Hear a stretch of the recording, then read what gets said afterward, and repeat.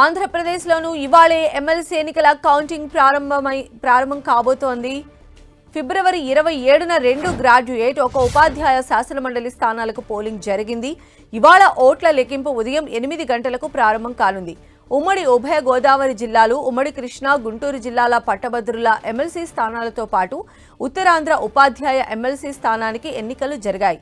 2 పట్టభద్రుల స్థానాల్లో టీడీపీ నాయకులతో పాటు 10ల సంఖ్యలో అభ్యర్థులు పోటీ చేశారు. ఉత్తరాంధ్ర ఉపాధ్యాయ స్థానంలో ఏపీటీఎఫ్ అభ్యర్థి రఘువర్మకు కూటమి మద్దతు ప్రకటించింది. ఈ నేపథ్యంలో 3 స్థానాల్లోనూ ఎన్నికల పోరు సాధారణ ఎన్నికలను తలపించింది. ఇవాళ జరగనున్న ఎన్నికల కౌంటింగ్కు ఆయా జిల్లాల్లో అధికారులు అన్ని ఏర్పాట్లు పూర్తి చేశారు. అయితే ఈ లెక్కింపు ప్రక్రియ రోజంతా జరిగే అవకాశం ఉందని అధికారులు తెలిపారు. పట్టభద్రుల ఎన్నికల్లో బ్యాలెట్ పత్రాలు మాత్రమే వినియోగించారు.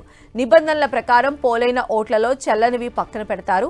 మిగిలిన ఓట్లలో 50% పైబడి మొదటి ప్రాధాన్య ఓటు ఏ అభ్యర్థికి లభిస్తుందో వారినే విజేతగా ప్రకటిస్తారు.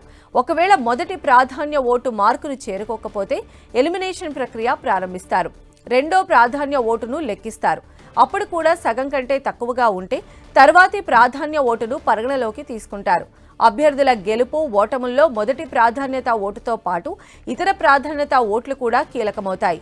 ప్రాధాన్యత ఓట్లను బట్టి ఫలితం నిర్దేశించాల్సి ఉన్నందున ఈ ప్రక్రియలో జాప్యం తప్పకపోవచ్చని భావించి ఆ మేరకు షిఫ్ట్ల వారీగా లెక్కింపు సిబ్బందిని సిద్ధం చేశారు.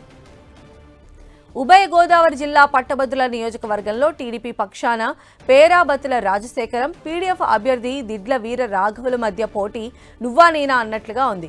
స్వతంత్ర అభ్యర్థులు కూడా బలమైన పోటీ ఇస్తున్నారు. 2,18,902 ఓట్లు పోలయ్యాయి. ఏలూరులోని సిఆర్రెడ్డి ఇంజనీరింగ్ కళాశాల ప్రాంగణంలో కౌంటింగ్ ఏర్పాట్లు చేశారు. ఉమ్మడి కృష్ణా, గుంటూరు జిల్లాల పట్టభద్రుల శాసనమండలి నియోజకవర్గం ఓట్ల లెక్కింపు ప్రక్రియ గుంటూరులోని ఏసీ కళాశాలలో జరగనుంది. 2,41,502 మంది ఓటు హక్కు వినియోగించుకున్నారు. ఉత్తరాంధ్ర ఉపాధ్యాయ ఎమ్మెల్సీ స్థానానికి ఓట్ల లెక్కింపు ప్రక్రియ విశాఖపట్నంలోని ఆంధ్ర విశ్వవిద్యాలయం ఇంజనీరింగ్ కళాశాలలో జరగనుంది. మొత్తం 22,493 మంది ఓటర్లు ఉండగా 20,794 మంది ఓటు వేశారు. తొలి ప్రాధాన్య ఓట్ల లెక్కింపులో ఫలితం తేలితే సాయంత్రం 6 గంటల తర్వాత విజేత పేరును ప్రకటిస్తారు.